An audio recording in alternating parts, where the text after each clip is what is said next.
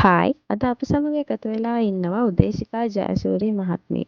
ඇයට වසර 5ක පමණ එක්සෙල් සහ ඩේටා මැනේජ්මන්ට් සම්බන්ධ පළපුරුද්දක් තිබෙනවා. පළවෙනි ප්‍රශ්නය තමයි මිස් උදේශිකා, අද පවතින අනෙකුත් එක්සෙල් පාඨමාලා අතරේ අපගේ එක්සෙල් පාඨමාලාව විශේෂිත වන්නේ කොහොමද? මේ කෝස් එකේ තියෙන විශේෂත්වය තමයි තියරි වලට වඩා ප්‍රැක්ටිකල් වර්ක් ප්ලේස් යූසේජ් එකට ෆෝකස් කරන එක. එතකොට ස්ටුඩන්ට්ස්ලාට ඔෆිස් එක ඇත්තටම කරන ටාස්ක්, රිපෝට්ස්, ඩෑෂ්බෝඩ්ස්, එතකොට ඩේටා ක්ලීන්, ෆෝමියුලා ඇනලිසිස් වගේ දේවල් රියල් එක්සාම්පල් එක අපිට ටීච් කරන්න පුළුවන්. එතකොට අපි මේකෙදි ෂෝට්කට් කීස් කියලා දෙනවා, ස්මාර්ට් ටෙක්නික්ස්, එතකොට ප්‍රොඩක්ටිවිටි වැඩි කරන මෙතඩ්ස් යූස් කරලා කොහොමද මේ දේවල් ෆාස්ට් වේකින් කරන හැටි, ඒ වගේ ප්‍රැක්ටිකල් නොලෙජ් එකක් අපි මේ කෝස් එකෙන් දෙනවා. එතකොට ඒක අපිට කියන්න පුළුවන් මේ කෝස් එකේ විශේෂත්වයක් විදිහට.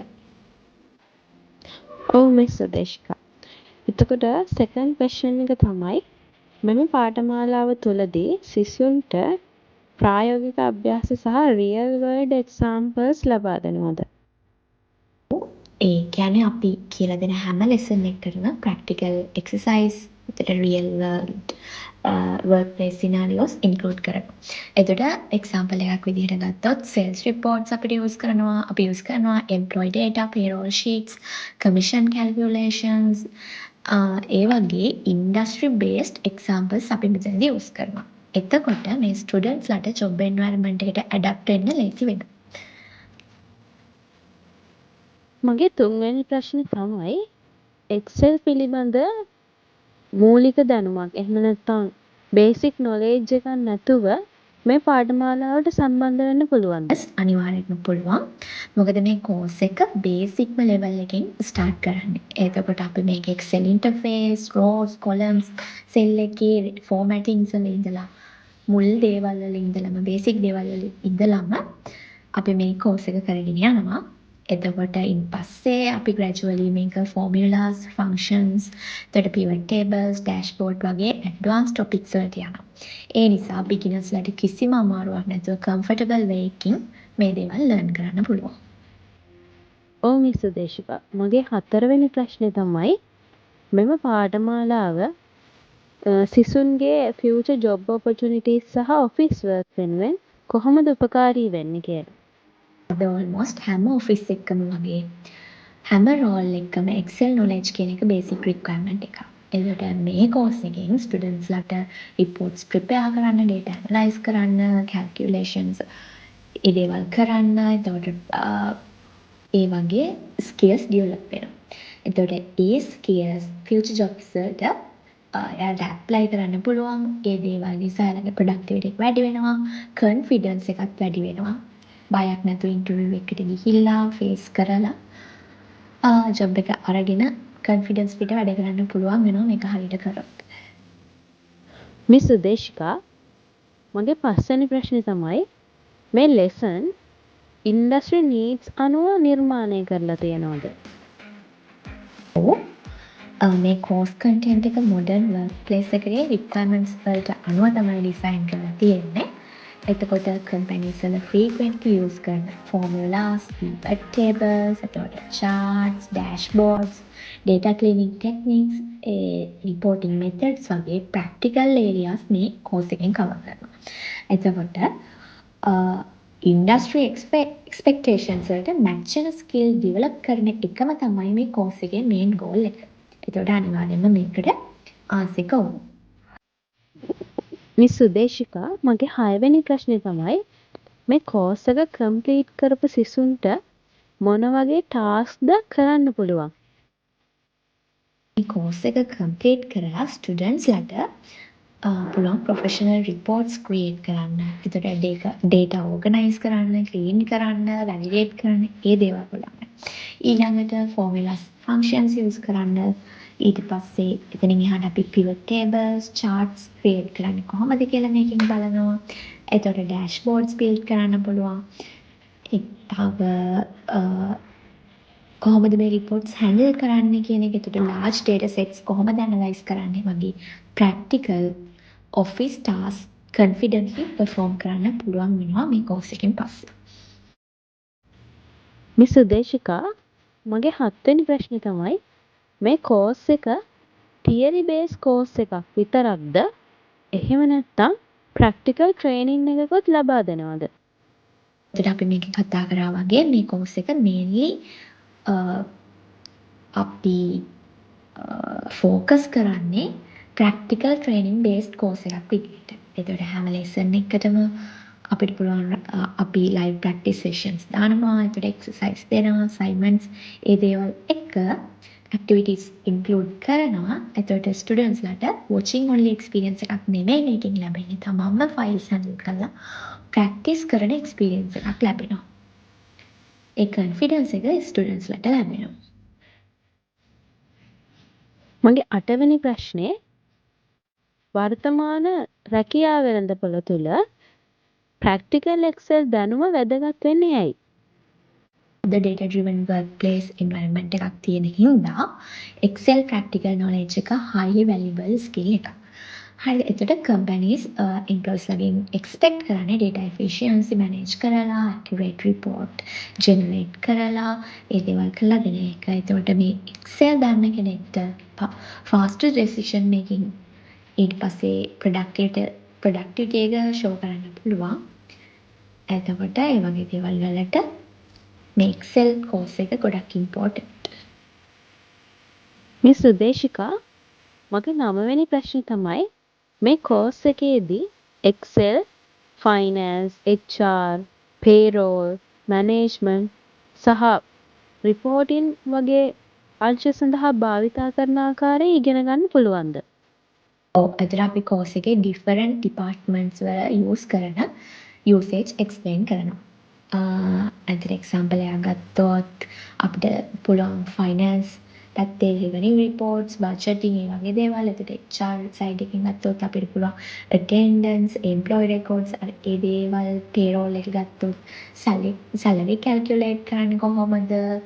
administration ගත්තොත් data management, එතකොට reporting ගත්තොත් dashboard, summaries ඒ දේවල් කොහොමද ප්‍රසන්ට් කරන්නේ ඒ වගේ දේවල්. එතකොට ඒ වගේ දේවල් යූස් කරන නිසා ඒ වගේ දේවල් අපි මේකට ඇඩ් කරලා තියෙන නිසා examples students ලට practical business usage knowledge එකක් ගන්න පුළුවන්. ඒත් එකම clear understanding එකක් එයාට ලබා ගන්න පුළුවන්.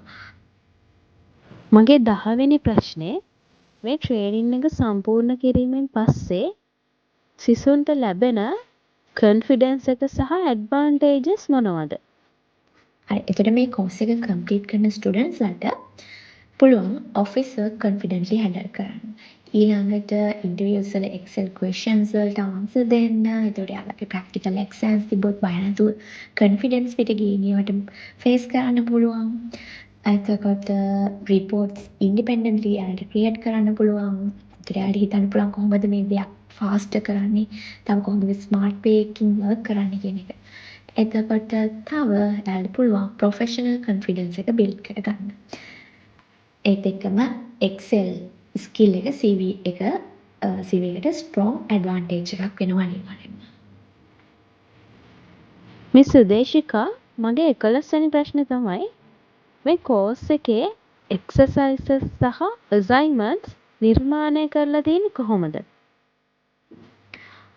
මේ exercise එතකොට ඊළඟට assignments workplace oriented way එකකින් තමයි design කරලා තියෙන්නේ. එතකොට students ලට practical thinking develop වෙන විදිහට real data set use කරලා තමයි මේ examples හදලා තියෙන්නේ, assignments ඒ දේවල් හදලා තියෙන්නේ. එතකොට මේ assignments කොහොමද step by step difficulty එක increase වෙන හින්දා students ලට gradually improvement එකක් ලැබෙනවා. මේ assignments exercise උත් එක්ක. මගේ 12 වෙනි ප්‍රශ්නේ තමයි Excel දැනුම තිබෙන බවට සඳහන් කරන ඇප්ලිකන්ට් කෙනෙක්ගෙන් සාමාන්‍යයෙන් එම්ප්ලොයර්ස්ලා බලාපොරොත්තු වෙන්නේ කොහොමද?